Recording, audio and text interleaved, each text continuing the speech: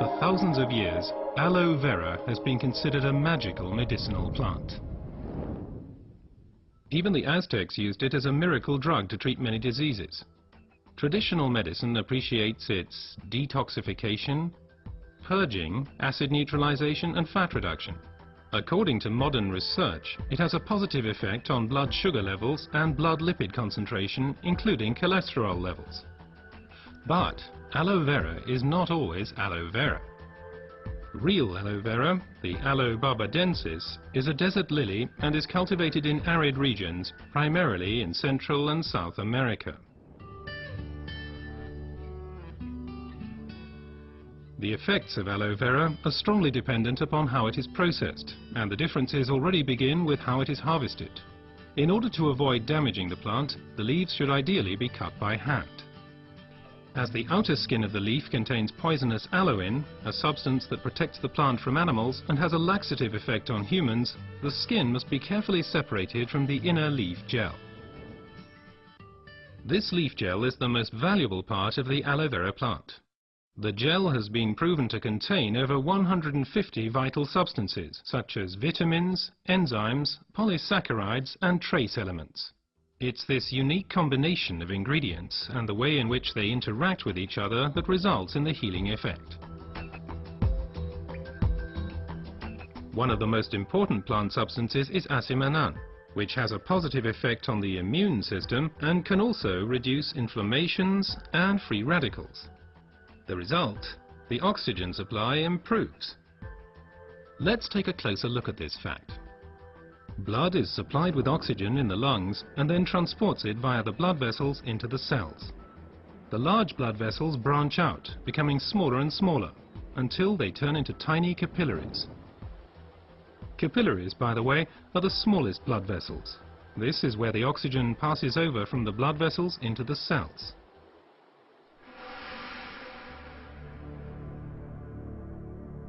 Poor eating habits, environmental pollution, stress and increased physical effort weaken our immune system.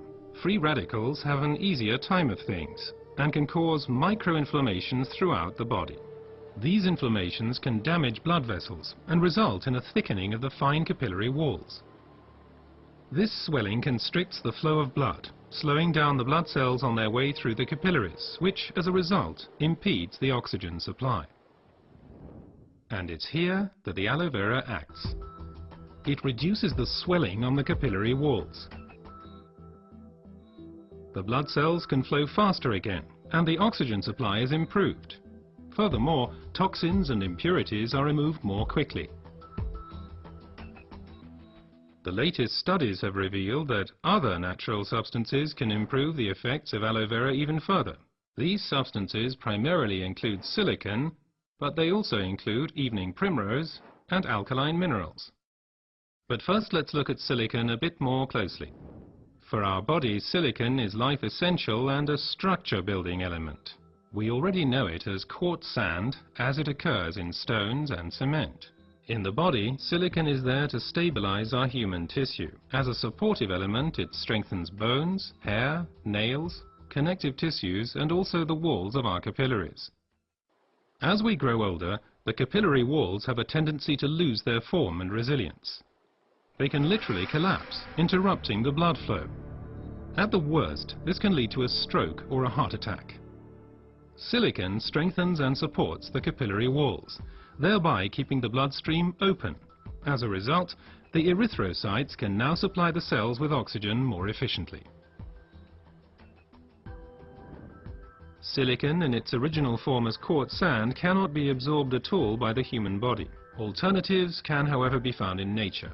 An ideal plant-based source is the stinging nettle. It is rich in natural silicon, which can be better absorbed by humans. Optimum oxygen supply is not only dependent on the capillaries, but also on the condition of the blood itself. Only when blood is liquid enough can it pass through the narrow capillaries. For improving flow properties of blood, we have evening primrose with its polyunsaturated fatty acids and basic alkaline minerals. Polyunsaturated fatty acids make the blood thinner.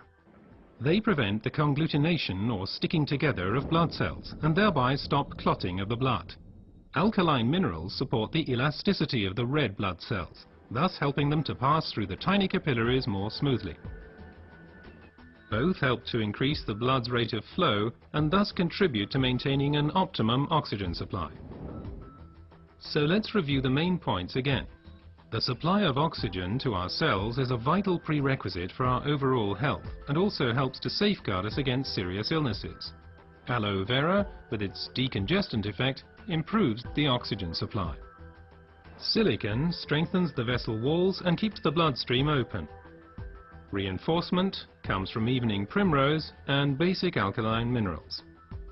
What traditional medicine has known for a long time has now also been confirmed by modern research.